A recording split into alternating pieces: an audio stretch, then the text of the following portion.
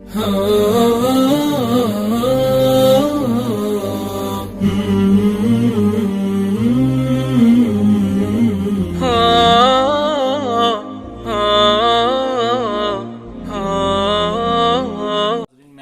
Host हाफिज इब्न जुनैद और आप देख रहे हैं knowledge of Islam online channel. आज फिर एक किताब के तारुफ के साथ आपके सामने हाजिर हूँ। तो अगर अभी तक आपने चैनल को सब्सक्राइब नहीं किया तो सबसे पहले सब्सक्राइब कीजिए, और अगर आप सब्सक्राइब कर चुके हैं तो कमेंट सेक्शन में अपनी राय का इजहार भी किया करें, और साथ में दोस्तों को भी इस चीज़ की तरगीब दिया करें ताकि वो भी कुतब के तारुफ को जानकर कुतब की ख़रीदारी कर सकें और कुतब बीनी को अपना मशगला बना सकें। तो चलें अपनी वीडियो को शुरू करते हैं।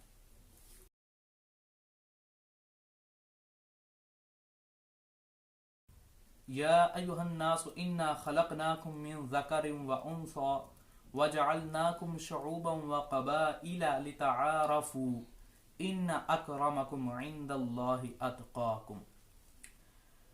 मोहतरम सामाईन हजरात, अल्लाह रब्बुल इज़्ज़त ने इरशाद फरमाया, ए लोगो, हमने तुम्हें एक मर्द और एक औरत से पैदा किया। इसके बाद फरमाया, हमने तुम्हें कबीले और जातों में बनाया ताकि तुम लितारफू, ताकि तुम एक दूसरे को पहचान सको। ये तारफू जो है ये बाब मुफाला का सीगा है, और बाब मुफाला के अंदर मुशारकत का माना पाया जाता है। इसी वजह से ये कहा जा रहा है कि बाहम एक दूसरे को तुम पहचान सको। अब इससे ये माना भी आता है कि दोनों अलग अलग कबीले के लोग होंगे तो दोनों फिर ही एक दूसरे को पहचान सकेंगे। आगे फरमाया, कबीले और जाते तो हमने तुम्हारी पहचान के लिए बना दी, लेकिन इन्ना अकरमकुम इंदल्लाहि अतकाकुम, अल्लाह के नजदीक इज्जत वाला वो ही है जो तकवा में सबसे ज्यादा है। जहां पर जातें और कबीले का एतबार किया जाता है, ये बात आप समझ लें कि कबीले और जात का, किसी कौम के साथ, किसी जात के साथ इंसान का ताल्लुक होना, ये उसकी पहचान का जरिया तो है, लेकिन उसके बाइज्जत होने का जो मामला है वो हम इसको तस्लीम नहीं करेंगे, क्योंकि इन्ना अकरमकुम इंदल्लाहि अतकाकुम, क्योंकि अल्लाह के नजदीक इज्जत वाला वही शख्स है जो तकवे में सबसे ज्यादा होगा। तो चलें आगे, मैं खुलासा बयान करता हूं। हम पाकिस्तान में रहते हैं और पाकिस्तान में मुख्तलिफ अकवाम है, मुख्तलिफ कबाइल रहते हैं और सबकी अलग अलग जातें हैं।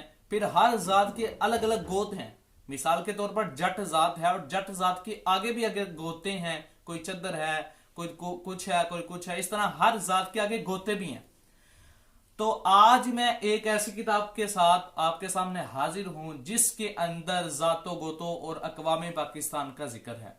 मैं थोड़ी सी इसकी मजीद वजाहत कर दूं कि पहले जितनी भी कुतब लिखी गई वो या तो किसी एक कबीले के साथ खास थी, या किसी एक जात के साथ खास थी, या फिर किसी खास इलाके की जातों के साथ खास थी। मिसाल के तौर पर यही मुसन्नफ सुल्तान जो है अंजुम सुल्तान साहब, इन्हीं की अकवाम पंजाब किताब थी, लेकिन वो एक सूबे के साथ खास थी।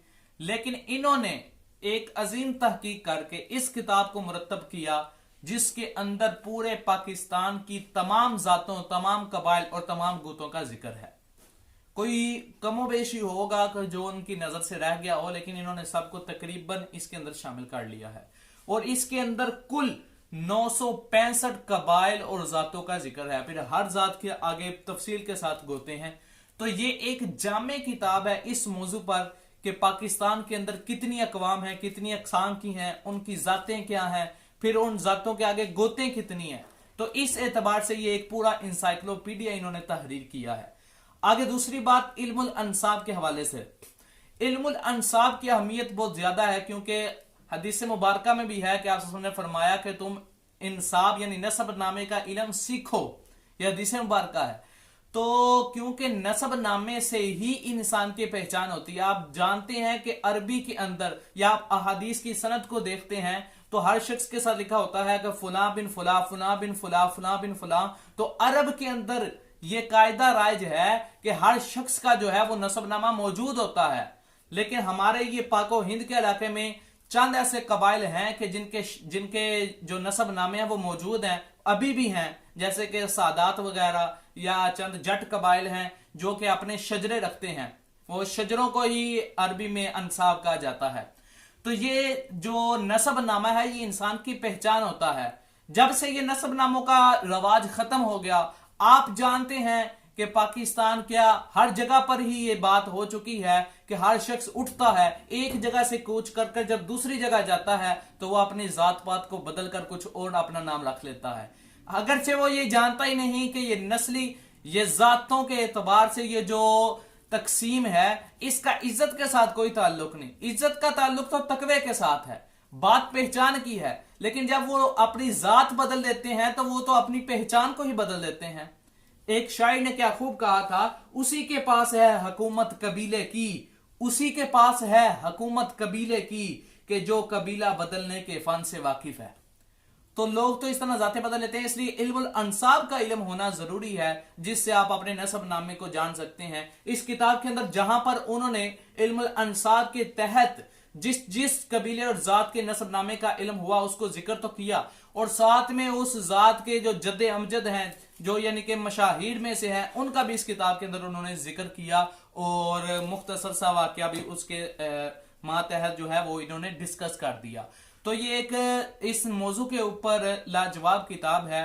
इसकी नज़ीर हमें कोई किताब पूरी उर्दू अदब में नहीं मिलती, क्योंकि अरबी के अंदर तो इल्मुल अंसाब के ऊपर बेशुमार किताब लिखी गई, जिनका गिनना भी जो है वो मुश्किल है। तो अब बात करते हैं इस किताब के अंदर। इस किताब की शुरुआत जो है वो इल्मुल अंसाब की तरीफात, इल्मुल अंसाब की अहमियत से होती है। उसके बाद चंद मुकालाजात होते हैं, फिर मुकालाजात के बाद ये किताब, क्योंकि गुज़िश्ता वीडियो में हमने अल्लामा इब्ने खल्दून के मनहज का जिक्र किया, उनकी तारीख की मुस्तनद होने का जिक्र किया और उनके तारीखी असूलों का जिक्र किया, तो इस किताब में भी उन असूलों को मद्देनजर रखा गया है, उससे सरफ नजर नहीं किया गया। तो इस एतबार से भी एक जातों के एतबार से मुस्तनद किताब बनती है पाकिस्तान के अंदर। अगर आप अपनी जात के बारे में, अपनी कौम के बारे में, अपने कबीले के बारे में, अपने नस्ब नामे के बारे में जानना चाहते हैं और चंद नाम आपके पास मौजूद हैं और आप मजीद तहकीक करना चाहते हैं, तो ये किताब आपकी मददगार साबित होगी। उसके अलावा उस इलाके, उस कबीले, उस जात की जो अलग मुनफरद कुतब हैं उनसे भी आप इस्तिफादा करेंगे, तो इंशाल्लाह आप अपने कबीले की हकीकत तक पहुंच सकेंगे। तो अगर पसंद आई है तो अपने दोस्तों के साथ भी शेयर करें, ताकि वो जान सके कि जातों का जो मामला है ये इसका कोई इज्जत के साथ ताल्लुक नहीं, बल्कि इसका पहचान के साथ ताल्लुक है। जब आप अपनी जात को तब्दील करते हैं तो जात को तब्दील करने से आपकी इज्जत नहीं बढ़ती, बल्कि आपकी पहचान खत्म हो जाती है। तो उम्मीद है कि आपको ये वीडियो पसंद आएगी। इंशाल्लाह अगली वीडियो के साथ हाजिर होऊंगा, तब तक के लिए अस्सलाम वालेकुम।